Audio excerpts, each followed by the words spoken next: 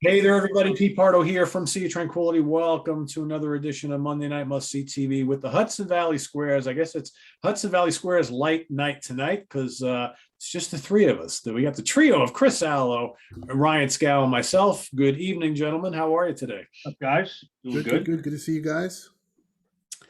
So, kind of like a good, like I guess, continuation of a theme we had recently, where we were talking about.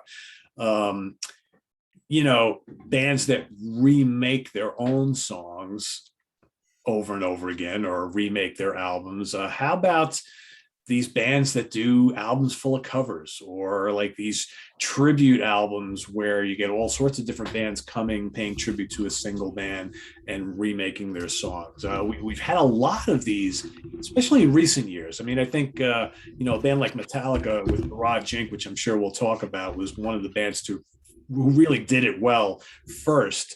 But it seems like just about everybody and anybody has put out a covers album at some point in time, whether it's because they had no new material ready, or they had an album left in their contract, or whatever the reason might be, or whether the band is ready to call it quits or split and they just wanted to put something together, or maybe during COVID they had nothing better to do and wanted to just get record some stuff, so they did a covers album. I don't know, we've seen that too.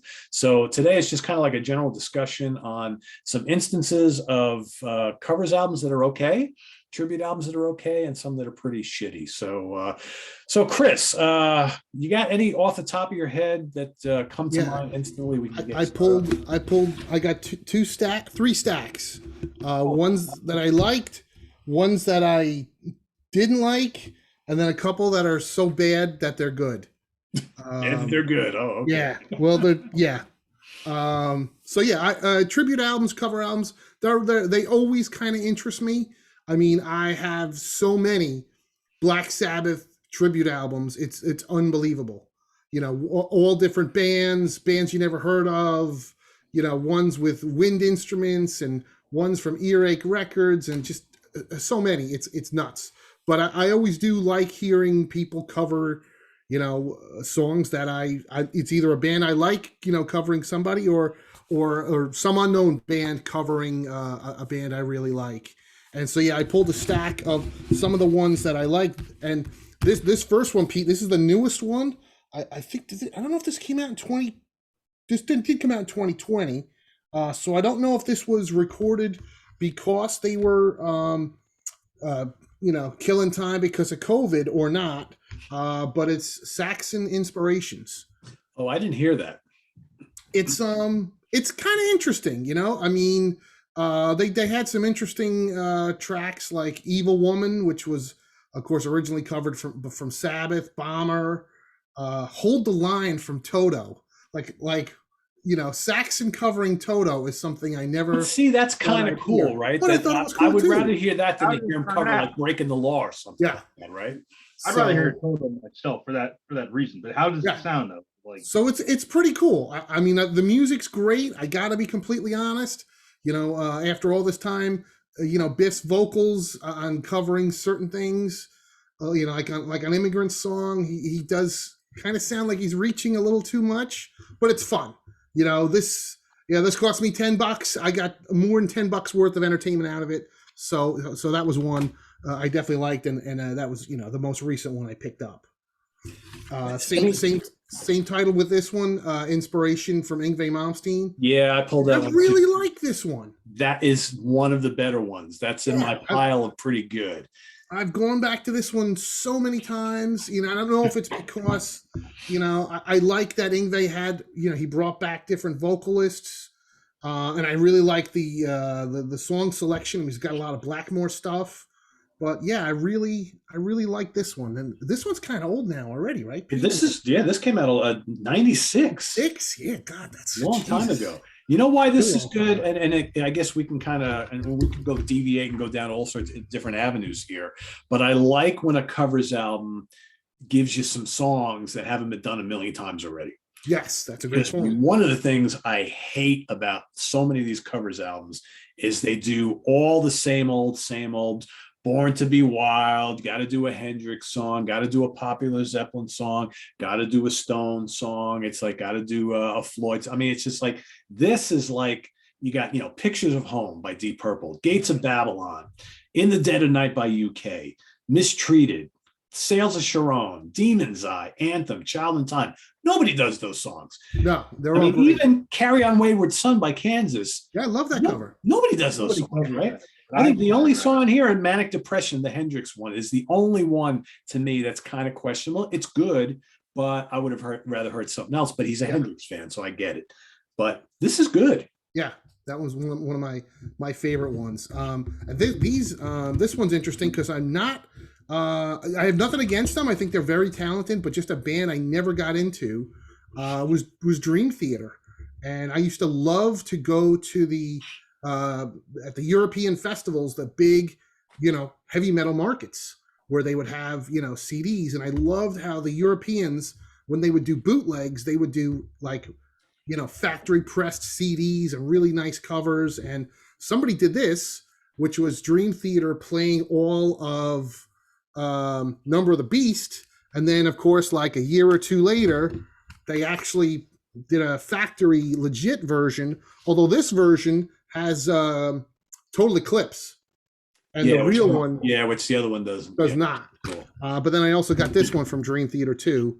Dream Theater doing Master of Puppets, and I know they did like Pink Floyd too, but I'm not a Floyd fan, so I didn't. They did this, so your favorite Deep Purple live album. Okay, that's another reason why. See, now if they would have re-recorded Machine Head, I would have bought it. But have you heard this one? Have you heard this? Give you a 20-minute fucking version. But they do Sabbath cover on there? They do Death on Two Legs by Queen. They do Heart of the Sunrise by Yes. They do Heaven and Hell. They do Paradox by Kansas. Mother Father by Journey. Machine Messiah by Yes. Since I've Been Loving You by Zeppelin. Diary of a Madman by Ozzy. Cemetery Gates, Pantera, and Won't Get Fooled Again by The Who. Wow. All right, I'll have to get that one. Yeah, it's pretty cool. I'll have to get that one. Yeah. Yeah, I'm glad you brought up the Dream Theater. I had all these ready to go here because these are a lot of fun. And Dream Theater does great covers. They always have. Yeah, and they've done that a couple times, right? Where they will play a whole show. Yeah, I saw them at the Beacon many years ago. They played all of Master of Puppets. Wow, that's awesome. Yeah. See, now for something like that, I would definitely go see Dream Theater. Not to hear the regular stuff, right? Yeah. And I don't need to hear Yitzhak Jam or Scenes of a Rebellion Part 28, whatever they are. But they're nice. They're good guys. They're very talented. It's just not for me. I like trash. Speaking of trash, a lot of people hate this one, but I really like it. Undisputed Attitude from Slayer. I like that one. They do all punk hardcore covers. And they have one really good original called Gemini on the end. I really like it. Slow, heavy song though about the Zodiac Killer. Yes, it's slow and heavy. Yeah, and I remember, I've seen Slayer a ton of times, but seeing them on this tour was really cool because they played a ton of these covers, and they're all short, so they crammed a bunch in. I got these from Rock Fantasy like 1,000 years ago, and these are from Century Media. And man, these are just loaded with like good, mostly European bands. This is a tribute to Judas Priest, Legends of Metal Volume 1 and Volume 2, with like Iced Earth's American, but Halloween, Iced Earth, Blind Guardian, The Merciful Fate doing The Ripper is amazing. Creator, Stradivari, just, like a who's who of 90s Euro metal with a couple American bands like Iced Earth and Testament thrown in, but I thought these were really good. And along those same lines, I don't remember if I got this one from Steve or not, but this has a lot of the same bands. Holy Dio was a double disc, and again has like Blind Guardian, Primal Fear, Doro doing Egypt the Chains Are On is awesome. I think they might have reused that on one of those other Dio tribute albums, I think. So that's a couple that I pulled that I really liked. Cool. Ryan, what do you got? Well, I'll be honest with you. I was kind of curious to hear what you guys got to say, because even though I own about 8 zillion albums, I only own three covers albums. One of which is the Slayer one, because obviously I freaking love Slayer. But I don't know, like I've always been weird about it. Like I can listen to them and totally enjoy it. When it comes time to put down money, I'm always like, even if they're fun to listen to. So I'll throw a couple out that came to mind. So the first one, as soon as you said this topic, immediately this ground zero. The first fucking thing that came to mind was I hate saying this out loud, but I'm going to say it. Was Pat Boone in a metal mood? Yes. Which, okay, some of those covers are a little silly. Obviously, Pat's like an old school country guy from decades ago. But I don't care what anybody on the planet says. The cover of Holy Diver on that, Amazing. Full on, it's amazing with the horns and it's like a Vegas tune. The fucking show tune. It's great. Some of the other covers are kind of they work a little better than others. But I bought that mostly for the Dio Holy Diver cover. So a lot of them I've heard I don't really care for. One of the worst ones, I'm not a big fan of a lot of their later stuff. In fact, I hate most of their later stuff. But Queensryche did one called Take Cover in like mid 2000s. I don't remember that one. I must have it though. It's like dental surgery. It's just I don't know. It's red. They did someone recommended it because they're like, you have to hear their cover of the old Buffalo Springfield protest song For What It's Worth. And this is like before Jeff quit Queensryche, and they were in that later period when everything they put out was like a stub toe. Like it was just terrible. And this is really bad. But Overkill put out one a couple years ago. It was actually pretty fun because Overkill. I think that's in my kind of brought it to mind. But yeah, they're always just a good band. Everything's like real enjoyable. So they did some pretty typical covers on that. I had to look it up because I don't own it. But I remember hearing it. They did, obviously the Motorhead song Overkill. Cover Kill. Yeah, Cover Kill. Yeah, Changes by Black Sabbath. I don't know why. If you're going to cover Black Sabbath, you want to. Yeah, why do that one, right? Yeah. Well, I hate that fucking song. Bobby and Dee Dee can do whatever the hell they want because they've been doing Overkill for 40,000 years. They do Ramones, Dead Boys, so they throw some punk covers in. They do Death Tone by Man of War. Man of War doesn't get covered a lot, so it was cool. Just a fun little album. The worst one I can think of, though, and I don't know how you guys feel on this, was Chris Barnes and his other band, 6 Feet Under, which I don't like. Did 4 cover albums called Graveyard Classics. So 1 and 3, if I recall, were just like a mishmash of different songs. Although to hear him like growl, "Purple Haze" by Jimi Hendrix is something else. But Graveyard Classics 2, they did the entire Back in Black album by AC/DC. So it's just him with that unintelligible. It sounds like someone's like strangling a pig to death, singing all these old AC/DC classics. And then the 4th one was, and it's the same thing. Someone's like, you got to hear this. So I YouTubed it. Is that they're only doing Priest and Maiden songs. Yeah. I'm sure someone out there in the world is going to love it, and they're going to rip me up in the comments. Hey, that's great. But man, to hear Chris Barnes attempt to like choke through the evil that men do, it's worth at least one YouTube listen, even if you're like, oh. Yeah, I did that too, and I was like, oh, this is terrible. It is. It's just really. And then the music, like obviously the band's very professional. Oh yeah, they competently play through the songs, and there's nothing wrong with that. They're just playing the cover. But him just doing that vocal style over the top, and I love death metal. But he's a terrible vocalist, and especially he's terrible now. When he was in Cannibal Corpse, he was fine. The old Cannibal Corpse, those are great albums. But his 6 Feet Under stuff now is just, it's fucking awful. That's my opinion. So, well, I gotta say, I had 3 piles, right? The ones I liked, the ones I didn't like, and ones that are so bad that they're good. And the ones that are so bad that they're good are Graveyard Classics 1 through 4. I couldn't find 4, but I have the 3 in front of me. And yeah, they are fucking awful, but so bad they are good. I mean, I used to love to put these on at parties, and people, as soon as the people, a couple drinks in them, people hear that first note, but then when Chris Barnes starts to sing, it's like, people are like, holy fuck. And I mean, the one that always cracked me up was, and I forget which one's on, Stepping Stone, which is on the first one. Holy shit. I mean, it's hysterical. It is so funny. And a quick story. I in 2000, I think 2001, Metal Blade flew me down to Florida to interview Chris Barnes for Bringer of Blood. So maybe that was 2001, 2002. I don't know what year it was. And I can't remember if this came out already or not.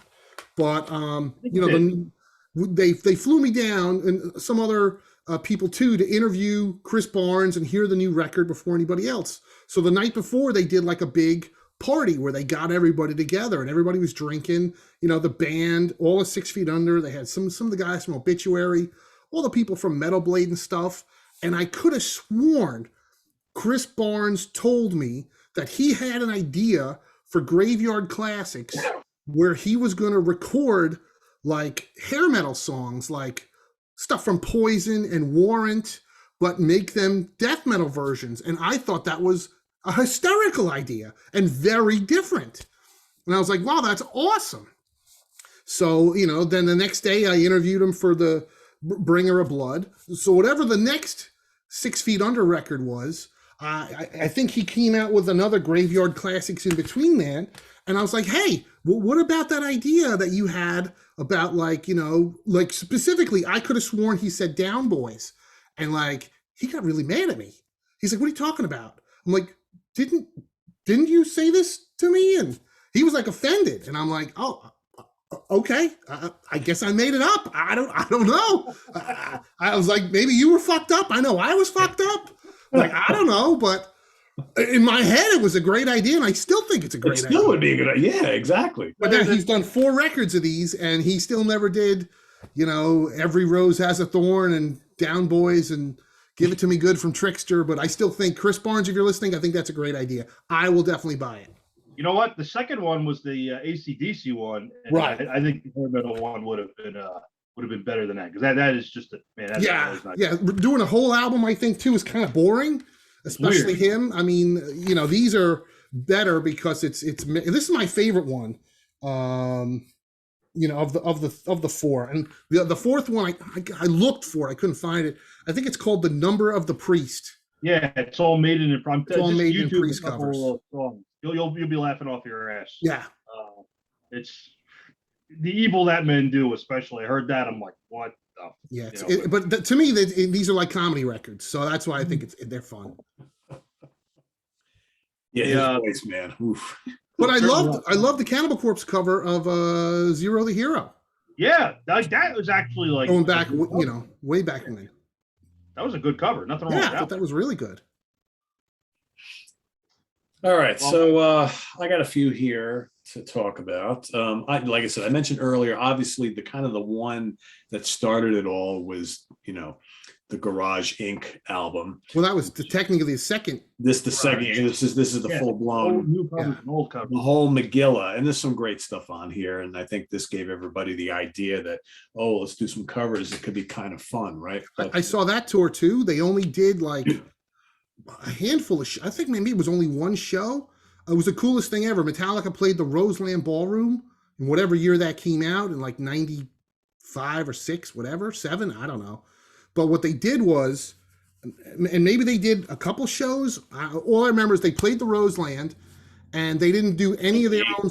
98, okay. They didn't do any of their own songs. So they hired a Metallica tribute band, young kids, and I can't remember their name, but they're still around, that came out and did all Metallica covers.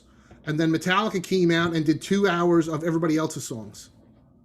Interesting. That would be kind of cool. I thought that was the coolest. You know, they did the 10-minute Merciful Fate medley, and they did all the Diamond Head stuff and the Misfits songs, and so that was the coolest covers concert I think I've ever seen.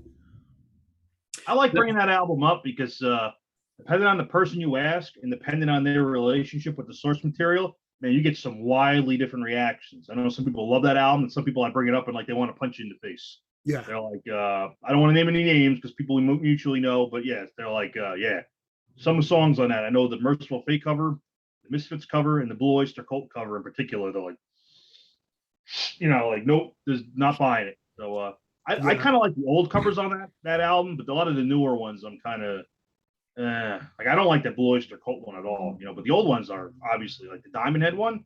Am I Evil? That's fucking awesome. Like, that's an amazing cover. Yeah, I'm not fond of the Misfits covers, and Glenn Danzig himself told me he hated their cover of Die Die My Darling. He's like, they fucked it all up. I was like, okay, interesting. Red Fan is great, and Stone Cold Crazy is really good. Yes. Yeah, I mean, there's some good stuff on here. They have some good ones on there. Yeah.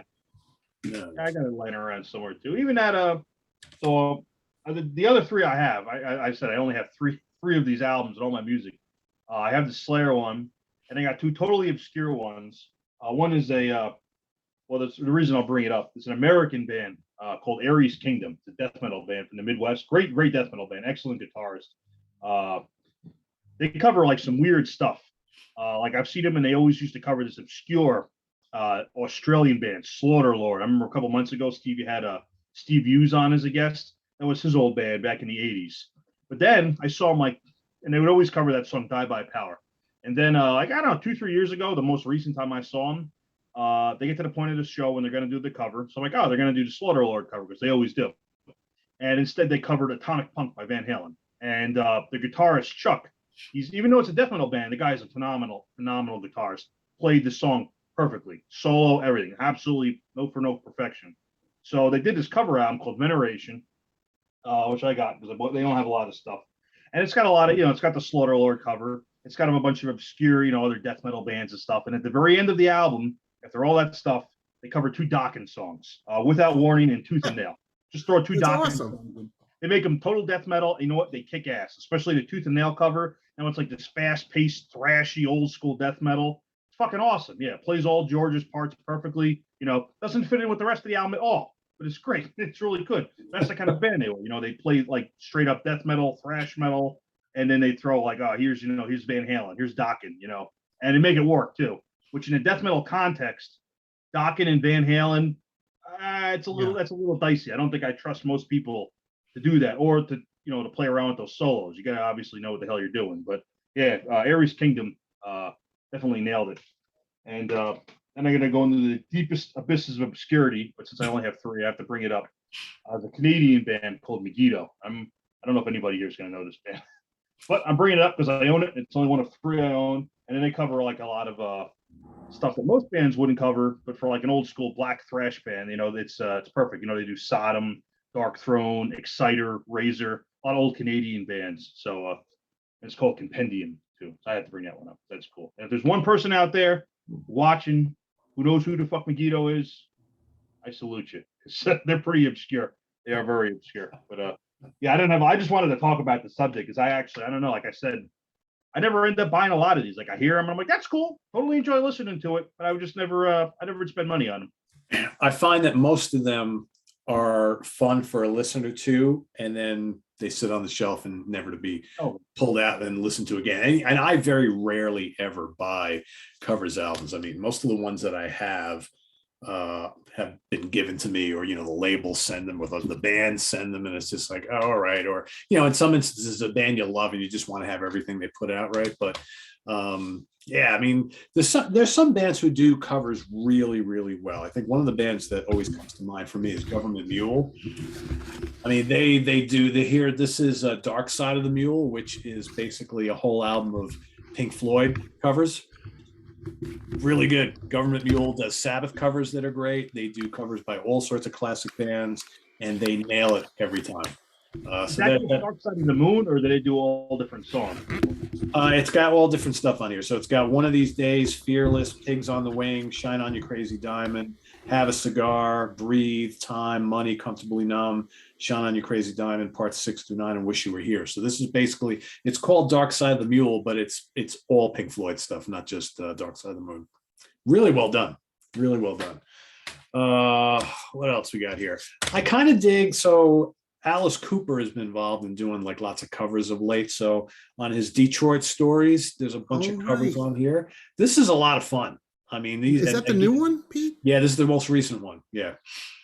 So this is cool because, he picks some songs on here which aren't like we haven't heard a million times. Even like the Hollywood Vampires, which is that band he's got going with Joe Perry and Johnny Depp. I mean, even they pick like non kind of, what you normally would consider covers, and they make them their own, which I think is kind of cool. So this is pretty neat.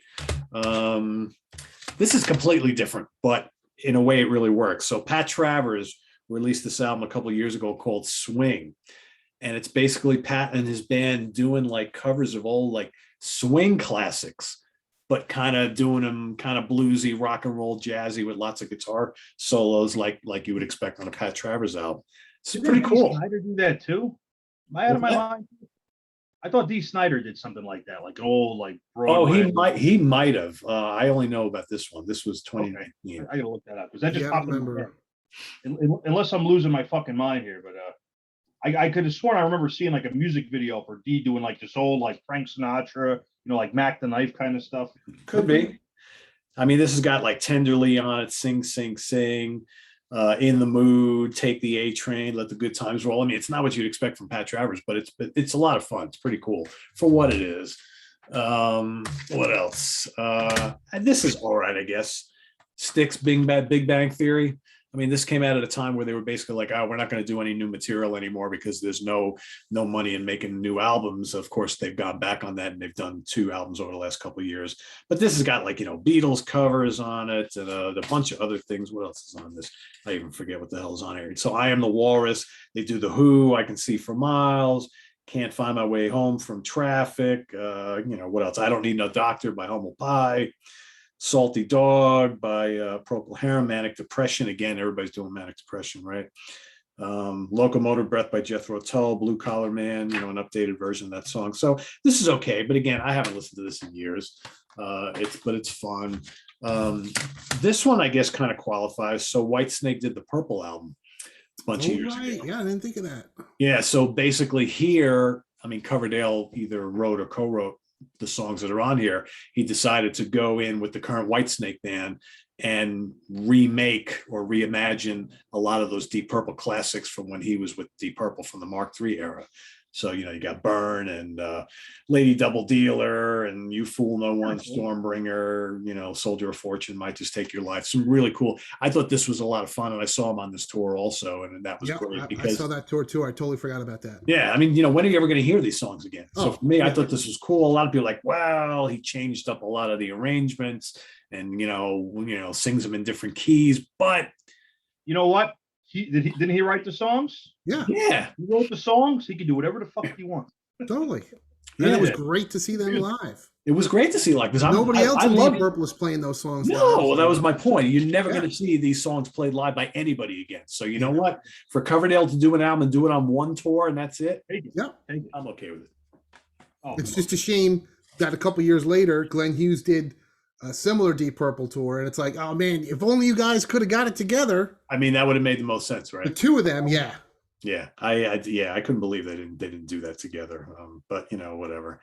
And the last one in my good pile, I guess. Let me see if I got anything on my list. Yeah, so Fish, former lead vocalist from Marillion, he did this. This is back in the '90s. Songs from the Mirror, and he did like all sorts of really cool stuff, like Kinks covers and David Bowie covers. And T-Rex covers, Moody Blues. I mean, stuff you normally wouldn't even hear. Some old Yes stuff, Argent, 8 Man, Fearless, Boston Tea Party, I Know What I Like, The Seeker, some really cool, interesting covers. This is really, really good, actually, and really well done.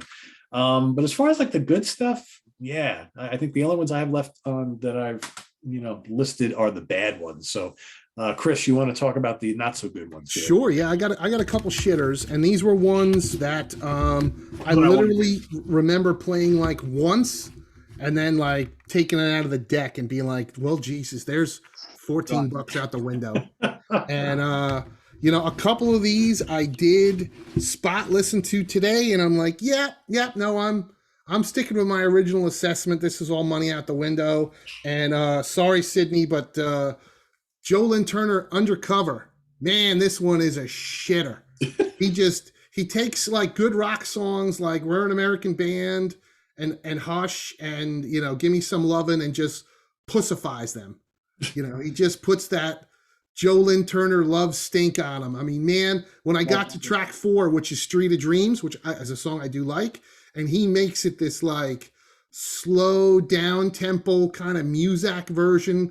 I'm like, fuck you. I'm like, I took this right out. This is still garbage. Let me see that cover again, because he looks pretty sour on that. Now look at this cover, man. If you're coming out with a record called Undercover, like, okay, how about like a dimly lit room with like a beautiful girl like wrapped up like in the covers on a bed, or I could just have a big close-up picture of my face that looks like I'm smelling a bad fart. I mean, it's just. He looks like he just got pulled over. He's about to get a speeding ticket, man. He does not look fucking happy. I mean, it's terrible. But cover aside, yeah. I mean, the tracks on here suck. And he's also a member on this album, which I thought was a shitter. This is Black Knight, Deep Purple tribute, According to New York, featuring Joe Lynn Turner, Al Pitrelli, Vinnie Moore, and a shit ton of other guys. I mean, the opening track is Black Knight, but like the first thing you hear is like two guys going, "Hey, yo, I'm going to cover Deep Purple. Yo, who? Yo, what?" I'm like, "Are you fucking kidding me?" I'm like, "This is garbage. $15 out the window." On that. Yeah, it's terrible. There is an old Deep Purple tribute album, I think from the 90s. I think it was on Shrapnel or one of the Shrapnel labels. I think it was called Smoke on the Water. That was actually pretty good. I still have that somewhere. But is that one of those double disc ones? I don't know if it was a double disc, but it was really good. It was like, or it was a Shrapnel or Shrapnel did do a ton of those. Yeah, a lot of them. I'm pretty sure most of those were good. Yeah, there was some of the Magna Carta did a bunch of them too. Did like some of the Frog ones and the Rush ones. Those were Rush really good. Really good. Yeah. That's true. All right, so I talk about the Misfits and Danzig way too much. And Jerry Only did this record. I don't even know when. Oh, my glasses. 2002. It looks like the Misfits doing Project 1950. Oh, it's fucking terrible. I mean, it's really not the Misfits, because it's just Jerry Only with Dez from Black Flag and Marky Ramone, but it's terrible. I mean, I'm not a big 50s guy, so maybe that's why I don't like it. What do they cover? I'm kind of curious. Like, what songs do they? I know they did This Magic Moment. It's the only song I could remember. Oh, come on, really? Great Balls of Fire. Magic Moment. Dream Lover.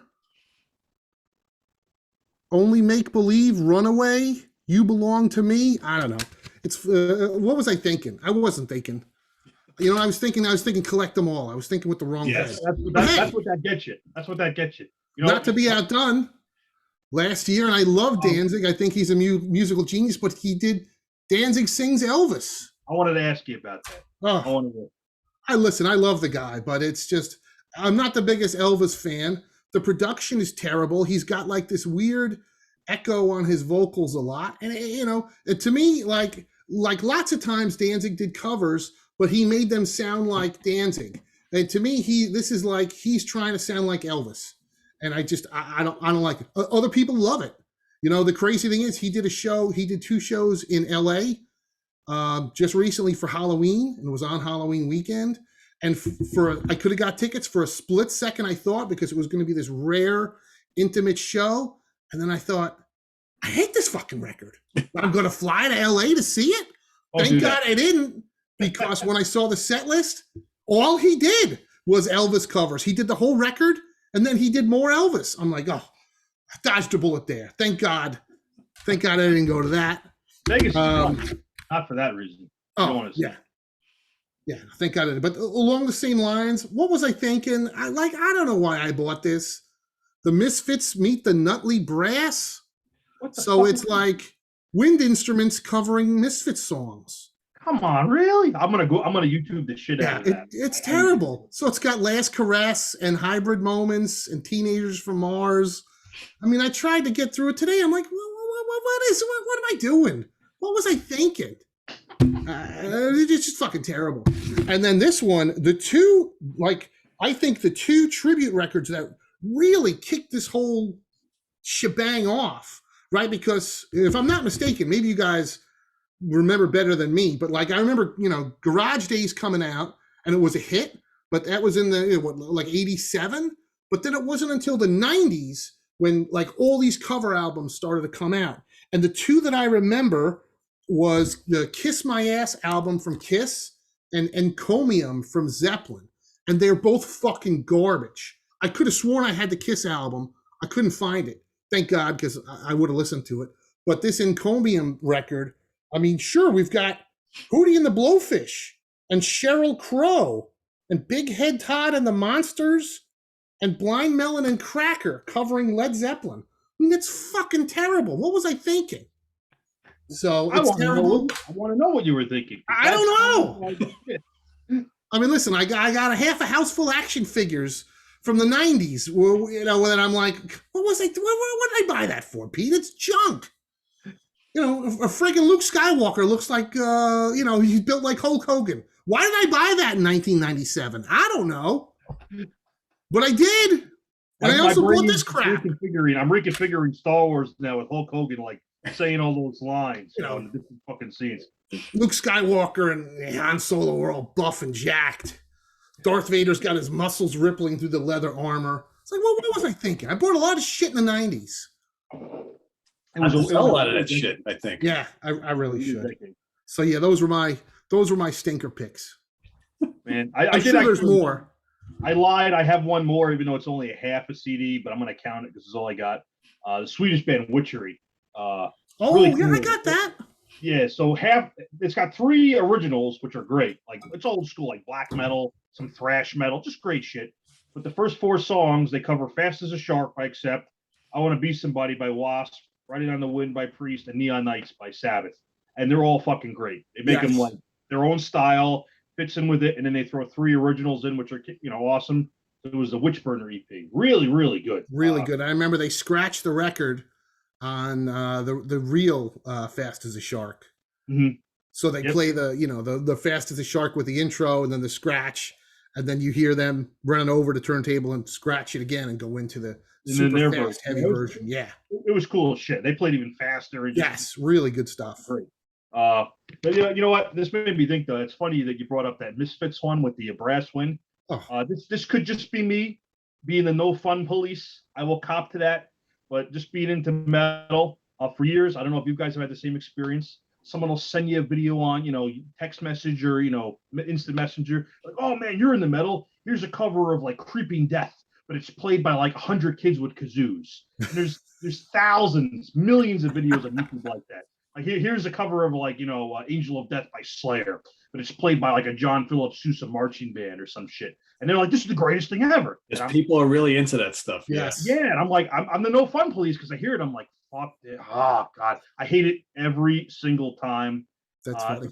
I'm trying to think. I'm like, I spent like, there's got to be one version of like a stupid version of that I like.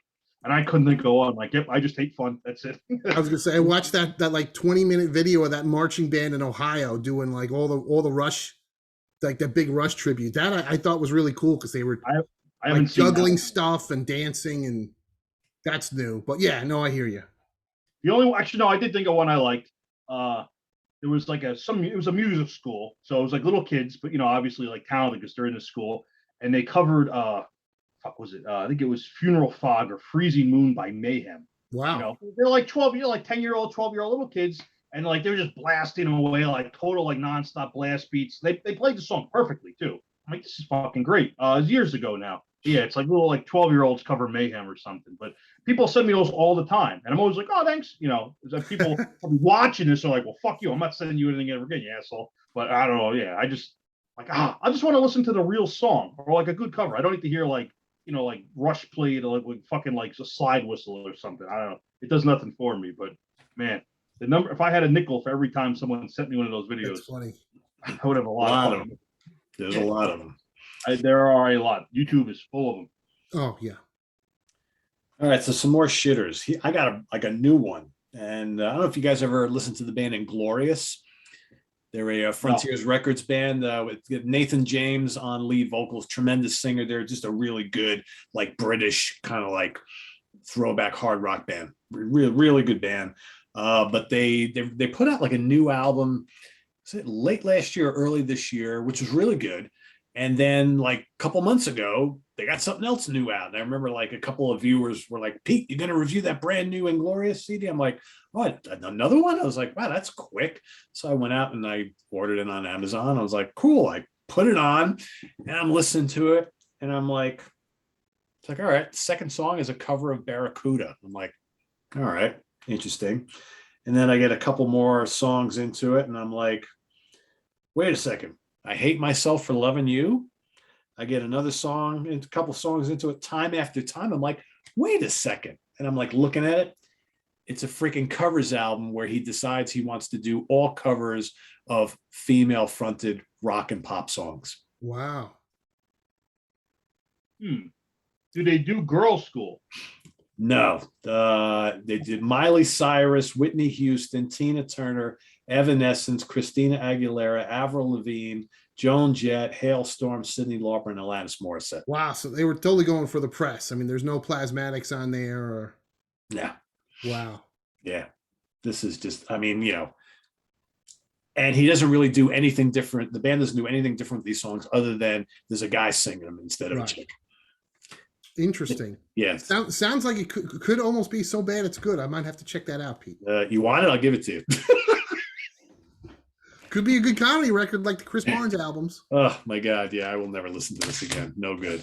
And then one of the things I don't like, and I'm hoping that Deep Purple doesn't do it with their new one, which is called, what the hell is the new one called? Turning to Crime. But UFO, the last album they ever release, is called the Salentino Cuts. And it's all covers. They did this, came out in 2017. But it's like, it's not even like really like, I mean, some of them are okay, but, we got, what is on here? Break On Through by the Doors, Heart Full of Soul. You got Mississippi Queen. What else? Two Rolling Stone by Robin Trower. That's kind of interesting. Just Got Paid by ZZ Top. Rock Candy by Montrose. A couple other tunes. It's not bad, but it's not that inspiring. I think it's more inspiring for some of the songs that they chose. But do we want the last thing we ever see from a great band to be a covers album? No. That's why when I heard that Deep Purple is coming out with a new album, it's going to be a covers album. I'm like, oh man, could you imagine if they decide after this that they're done? And I'm like, well, I thought they decided they were done like 2 albums ago. Yeah, they keep going. They keep going, and their last bunch of albums have been really good. So it's like I don't want. Pete, I got to ask you on that last one. Did you mention Avril Lavigne? Yes, because that brought something to mind. I got to talk a little shit about Metallica here. I don't know if either of you guys back in 2003, there was a show on MTV called Icon. They had different artists, but the Metallica one. So they did one for Metallica. So basically, it's like a lifetime achievement award kind of deal. So they trot the band out, they put them in the front row, and they have all these artists come up and cover your songs, and they give little speeches about you. It's like a little fluff piece. So they had all these bands come up and play Metallica songs. Metallica's in the front row. This is the early 2000s, so they look like they're in a new metal band, short hair, they look all goopy and shit. And the songs and the artists that played those songs, I didn't believe this existed because I didn't see it back then. I saw it probably like 10 years ago. But I'm going to read them off to you. They have Sum 41, the pop punk band. That's For Whom the Bell Tolls, Enter Sandman, and Master of Puppets. Everybody wants to hear that, right? Avril Lavigne does the song Fuel. I'm sure that was a big hit. Snoop Dogg does Sad But True. Wow. The band Stained does Nothing Else Matters. And Limp Bizkit does Welcome Home Sanitarium. And Korn does One. And these are worth YouTubing because the Metallica just watched them. Lars Ulrich is all like happy and and man, just to hear it's bad. It's not really a covers album, but I guess it'd be kind of like an aggregate since all these artists are playing all these songs to tribute to Metallica. It's one of the worst things that ever happened on the face of the earth. It is a travesty. Yeah, that sounds rough. It is. But, if you hate yourself one day and you want to get more pissed off, YouTube some of these coverage, you'll just be sitting there like, it's bad. But you know what? I'm sure Metallica's still chugging along, so good for them. Yeah, they're counting their money. No matter how much money they're losing, they're still making it. Got more money than the three of us. So a million times over. That's for sure. Yeah. Other stinkers. I don't own these. Def Leppard. Yeah. Not good. That is a terrible title. Yeah. What year was that? It's early 2000s, I think. Oh man. Yeah, not good. Yeah, and that's with an exclamation at the end of it. Oh, of course. Like, yeah, here's a fun covers album, right? And I think one of the worst offenders in recent years, because not only did he do volume 1 of this, he just did volume 2 of this, Ace Frehley's Origins album. Oh, right. Yes. Yeah, that is. I remember. I only heard the first one, and it was absolutely awful. Oh, the second is just as bad. Yeah. It's like, he some of the tracks he decides to cover are cool because it's like, wow, at least that there's some songs that, some people have never done before or wouldn't think of. But then it's just like, they're just not good. And I'm sorry, I love Ace. He should not be singing anything anymore. Yeah. His vocals are just absolutely atrocious. And at least I love the guy, but oof, not good. It's like, just hire a singer. Yeah. Yeah. I mean, if you don't have any original material in you, just putting out covers albums is just not going to cut it. Nobody's buying these things. Yeah. Nobody's buying them. Well, nobody's buying albums as it is. Right. Yeah. So Yeah. I mean, I would think of, obviously everybody's financial situation is different, but I would think of somebody like Billy Joel. He just said, I don't want to record any more original music, and he doesn't do covers albums as far as I know. He just goes out and plays shows. Now he could sell That's out it. Madison Square Garden every fucking month, so Which he's he's been doing for years, Yeah, I don't know which if, is genius. Talk about, okay, I'm not going to go on tour. I'm just going to play the Garden once a month. Once a month, he Yeah, plays you a know different set list every month, and it works for Yeah, him. people keep going. He's in a unique situation because Yes. everybody and their mom in the tri-state area will go Yeah. see him over and over. So he's True. got his little niche figured out, and that's good for him. But yeah, I don't know if these other guys, if it's a money situation, who knows? That's their private business. But yeah, it's like if you don't have any original material, like you said, to just put out covers albums, that's a little weird. But people want to buy them, I guess.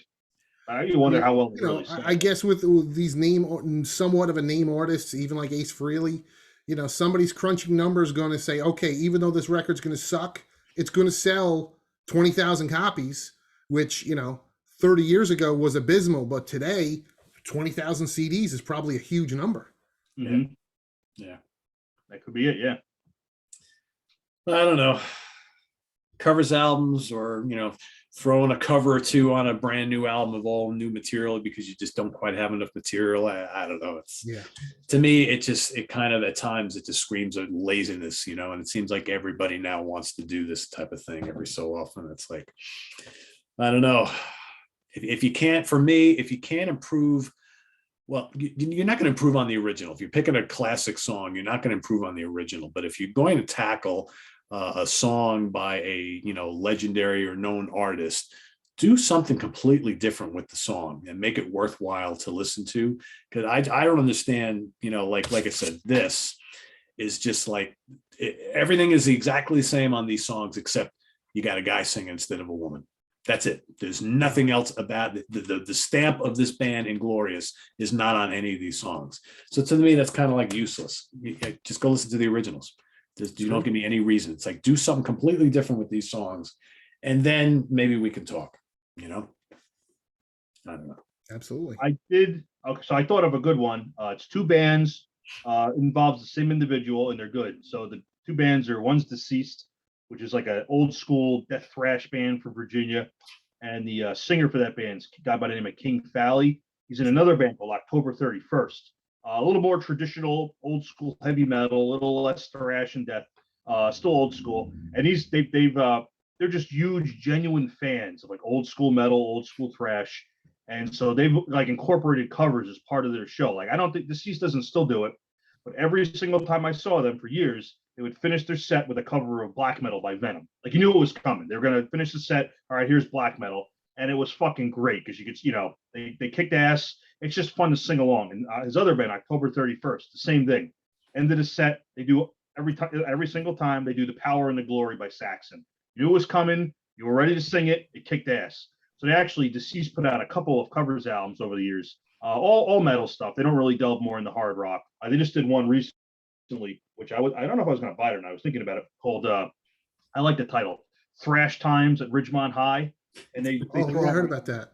Yeah, it's all these old, obscure, but cool old thrash bands. They do Whiplash, Blessed Death, Voivod, Artillery, Razor, Rigor Mortis, Bulldozers, all these old school 80s thrash bands, like not like the obvious ones, like no Metallica, Slayer, or anything. But October 31st, this other band, I remember they did a really good cover of Too Scared to Run by Uriah Heep, and they made it like actual heavy metal, like shit like that. So a band like in that situation, it's just like you could tell it comes from just being a genuine fan. Like we're still putting out original material, we're still playing original songs, but every now and then we're like, fuck it, we just like this stuff so much, we're going to throw out a whole covers albums in addition to everything else. If you don't have to buy, you don't have to buy it obviously because they got enough original material still coming out, but it's fun, it works out. So I know that stuff isn't my alley, but I don't mind, like Vader for many years would go and they would play Slayer like late in their set. Almost every tour. I mean, they not more recently, but we're going back like a decade or so. And that's cool. Like what was it? Angel of Death did they play or? No, or Rain and Blood, right? Didn't they Rain and Blood? Yeah. Yep. He did. They also did a really good cover of Battering Ram from Priest. Yep. They did a good cover of Silence. or Rapid Fire rather, and they did a really good Freezing Moon cover from what I remember. Yeah, Vader are always good at that. That's a good Yeah. example. Yeah. And so this, I think it's cool sometimes, and even then, like you can have a band that is always like they always do a cover as part of their set. And I half the time I don't even care if they're recorded or not, because even though it's obviously another band's song, you know, if you play it over and over year after year, it kind of becomes your song in a way. You know, people expect it. Like every time I saw Deceased, they'd always play black metal, and they kind of stopped. They got away from it. You know, it's like, ah, man, you know, I know it's obviously a Venom song. It's not your song. I like hearing it as part of the set. You know, it was like a cool way to finish off the set. But you know, Well, like you were saying, you saw Overkill. Like I didn't realize that "Fuck You" was a cover. yeah. Why, for years I had no idea. And I did just see Overkill this weekend, and they were great, by the way. And several people came up to me and they're like, "Oh, fucking see a Tranquility," which was cool. But I mentioned that one of my friends is like, "Oh man, did they do Thin Lizzy?" And I'm like, "Nah, they didn't play Thin Lizzy." But like, what did you see? She's like, "Well, last time I saw them, they did Emerald by Thin Lizzy." I'm like, Wow. "That would have been cool, yeah." Because like Overkill, they you know they're just that Right. kind of band where they could tackle that stuff and it fits in. But you know, I remember yeah, years ago they used to do "Hole in the Sky" from Sabbath. yep. Yeah, yes. You know what though? Sometimes I actually didn't know "Fuck You" was a cover for a long time either. But Yeah, yeah, it I is. had no clue. Yeah, Same with Sonic Reducer for a while. I didn't know that was a Dead Boys cover. I had no clue. yeah, that's a cover too. Yep. You could probably do a whole show on songs you didn't know were covers. You know. Well, I mean, yeah, because you go way back. I mean, I was just thinking now, like Nazareth is a perfect example. Nazareth did a lot of covers on their older albums, but they did covers of songs that were pretty obscure. Like they did some Crazy Horse covers. You know, Love Hurts was an Everly Brothers song. I mean, they did you know, This Flight Tonight was a cover. So they did lots of covers on their albums. You know, Van Halen on those early albums, right? They were doing Sure. covers left and right. Yeah. So I you mean, know, to me, not the all most- that uncommon. To me, the Green Manalishi, like I didn't know for years that was. I'm like, what? Yep. Yeah, because that's an old Fleetwood Yeah. Mac cover. Like it's not Yeah. like the famous Fleetwood Mac. Yeah. Yeah, I don't know. Like I don't know the reason or history behind this, but I have a feeling like if you go back enough years, like just doing covers, like this wasn't a big thing. It's like, oh, this is a cover. Like bands just put them in the albums. Like, well, we got 5 songs and the label wants an album, so let's do the 5 songs and like 4 covers, and that's just how it was. Like the first Zeppelin album, you know, it's got all covers on it. You know, Yeah. the first Blue Tear album is mostly covers, and it's not even like this is an Eddie Cochran cover, like Summertime Blues. You know, obviously he did it first, but you say Summertime Blues, I just think of Blue Cheer. You know, I don't even think of his version. So Yeah, I mean those first couple of Deep Purple albums, you know, they're all mostly covers, right. most of them. And you have to wonder too, because I think the band that really made it like a popular thing to do was the Vanilla Fudge. I mean, their first couple albums are all covers, and they All basically covers, just yeah. they took all these R&B and soul classics and just made hard rock versions of them. And And you it know, wasn't a big bands deal. like Purple and Yes and Zeppelin and Jeff Beck were all influenced by that kind of stuff. Yeah. So and it wasn't a big deal. You know, those bands all did it, and no one's like, I can't listen to this. It's all covers. It's just like I don't remember anybody. I can't listen to the first Led Zeppelin album. It's all nobody really gives a crap. But if a band does it now, it's like you say, it's like, oh, like there's only 3 original songs on this. Like, what's going on? You know, can't you write songs? So something kind of changed over the years, and yeah. like obviously this is going back decades. But I don't know if it's like a different mentality or just how the industry worked back then. The Yeah. labels like we want that label or we want that album. You know, get 10 songs together. You know, by next week. It's funny because I've seen lots of people in recent years heavily criticize Led Zeppelin for the first 2 albums, and you know, over the fact that they covered a lot of old blues classics and copied lots of licks and riffs and you know, arrangements and lyrics, and didn't give the original artist credit. I've seen a lot of that in recent years. Right. People who are like, you know, very skeptical of Zeppelin early on, you know, now looking back all these years later. The credit or not, that's a different thing. But I feel like a lot of bands did it back then. So They all did, yeah, absolutely. I wouldn't pick Led Zeppelin now. sold a lot of copies, and then you know Well, that's- they we got some more money lawsuits, than- and there's Yeah. still lawsuits, right? Wasn't the band Spirit sued them like Yeah. 2 That was years good. ago for Stairway to Heaven? Yeah. Like, Yeah. dude, where have you been the last 50 years? What took you this long? Yeah, yeah. That's true. Yep. But I don't know. I still like the Led Zeppelin versions. I don't give a crap. I Yeah, think those are good you know. albums. So there you have it, everyone. Covers albums, Cover cover songs, tribute albums, the good, the bad, and the ugly, I guess. So down in the comments below, if there's any that we've just kind of missed out on today, I'm sure there are plenty because there have been tons of these over the years. Please put down some of your favorite covers albums, some of your least favorite down in the comments. We'll be checking those out. And thanks everybody for watching. Visit us on the web at www.seaoftranquility.org. We're on Facebook, we're on Twitter. Of course, we're here on YouTube all the damn time. Coming up on the channel, we've got In the Prog Seat tomorrow. Wednesday is What's Hot with Sea of Tranquility Day, new album reviews. I think we got new album coming up this week, new Alcatraz, new Gus G, new Tremonti, new Lucifer, whatever else I can kind of squeeze in. There's all sorts of new stuff happening. So that's Wednesday. Thursday, Chris will be back with me in the Monsters Den. We're going to be talking about some of our, we did a couple weeks ago, we did our favorite kind of screen queens and the stunning horror film starlets. Well, now we're going to switch gears. We're going to talk about our favorite male horror icon actors, the iconic actors of the horror films, horror history. So that's coming up on Thursday. Friday morning, Martin Popov is back in the Funhouse with myself. And then Sunday, we've got album homework assignment. And before you know it, we'll be back to Monday next week here on the Hudson Valley Squares. We hope to have most of the crew back to next week, so we'll see. So for Ryan Scow and Chris Allo, I'm Pete Pardo. Good night, everybody. Thanks for watching. See you real soon.